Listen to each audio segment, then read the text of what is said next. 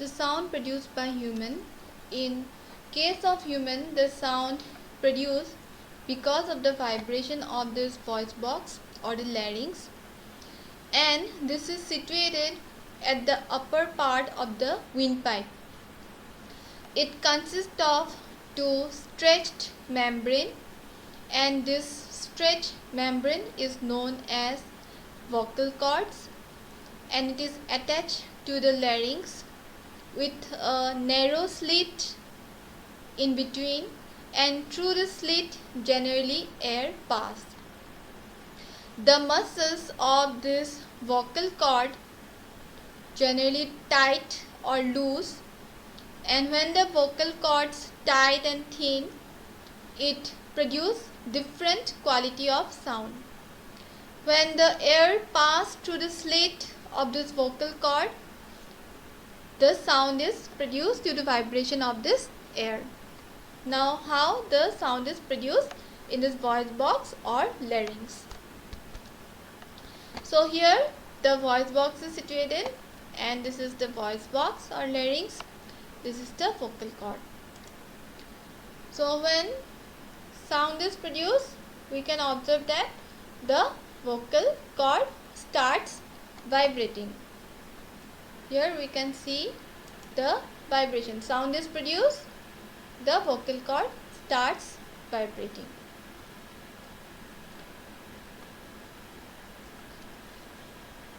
Now we see enlarged. This is the voice box. Now how the vocal cord generally vibrates and produces the sound. So here the vocal cord starts vibrating, and it is because of the vibration of the vocal cord the sound is produced. Again, observe how the vocal cord starts vibrating and the sound is produced because of the vibration of this vocal cord. We can prove all this with the help of activity also. With the help of a piece of paper, we need to make this type of model. Here in this case, this part is representing the vocal cord. When the air passes through the narrow slit of this device, a sound is produced. Now how to place the device? Place this paper device here, and when you blow air, this vocal cord start vibrating, and through this narrow slit air will pass and it will produce sound. So this activity shows that because of the vibration of the vocal cord, generally the sound produced. Now the thickness and tightness of the vocal cord describes the quality or the type of voice a person has. So different person has different type of quality of voice because the thickness and tightness of vocal cord is different. The vocal cord of males are 20 meter in length, and the female have 15 millimeter long vocal cords. The children's on the other hand very short length vocal cord. Hence the voices, their quality and the types are always different in case of women, man and children, because the length of the vocal cord is different. Now how the sound propagate through a medium. So for this we are taking a medium, water, and the sound producing device, a bell. Now we will observe how the sound propagate through water. Ring the bell inside the water, and with the help of the other ear, when we try to hear the sound, we can hear the sound. Why? Because the sound that is produced when we ring the bell will pass through this water and ultimately reach the ear. So the sound can propagate through liquid.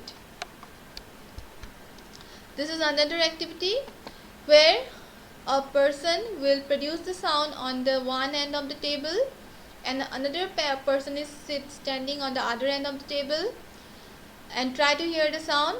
When the first person make a sound on the table, the sound, that is the vibration, will pass to the table and ultimately reach the ear of the second person, and second person will hear the sound. So sound can propagate through solid. This activity shows. Now next activity, for this we need a cup and a thread. Fix the thread on the cup. This is a toy telephone. When this boy is saying something, the other boy can easily hear the sound with the help of this cup. Why? Because when the boy makes a sound, the sound passes through this thread and ultimately the second boy can hear the sound. So this is how the sound travels in solid. And we know that the sound travels in air also. So sound always requires a medium to travel from the source of its production to the receiver end. So sound always travels through a medium. And different mediums of propagation of sound are air, liquid and solid. Sound cannot travel through vacuum as it lacks any medium of transmission. In vacuum there is no medium, so sound cannot travel through vacuum.